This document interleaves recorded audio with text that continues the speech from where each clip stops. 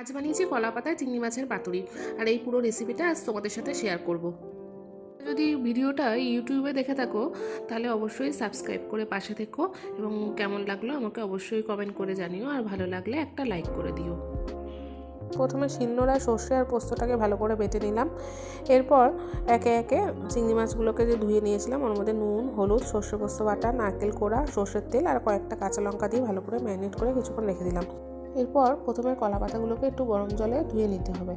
কলা পাতার মধ্যে অনেক জাম থাকে, সেগুলো চলে যায়। এরপরে শুকনো কড়াইতে কলা পাতাগুলো ভালো করে একটু সেঁকে নিতে হবে, তাহলে কলা পাতাগুলো যে মাছটা দেবো তো কলা পাতাগুলো ফেটে যাবে না বা ছিঁড়ে যাবে না। এরপর কলা পাতার মধ্যে ম্যারিনেট করা মাছটা দিয়ে সুতো দিয়ে বেঁধে নিলেই কিন্তু এটা পাতুরির জন্য পুরোপুরি রেডি। এরপরে কড়াইতে একটু সামান্য সর্ষের তেল দিয়ে ঢাকা দিয়ে দিয়ে পাতুরিগুলোকে ভালো করে ভেজে নিলেই কিন্তু এটা পুরোপুরি রেডি। আর এটা কিন্তু খেতে খুব ভালো লাগে, যে কোনো পাতুরি তো খেতে ভীষণ টেস্ট হয়। আর এটা কিন্তু খুব তাড়াতাড়িও হয়ে যায়, বেশি টাইমও লাগে না। তো দেখো, এটা আমি খুলে দেখাচ্ছি তোমাদের যে কত সুন্দর হয়েছে ভেতরটা। দেখো মাছগুলো কিন্তু খুব সুন্দর সেদ্ধ হয়ে গেছে। তো তোমাদের ভিডিওটা কেমন লাগলো অবশ্যই কিন্তু কমেন্ট করে জানিও।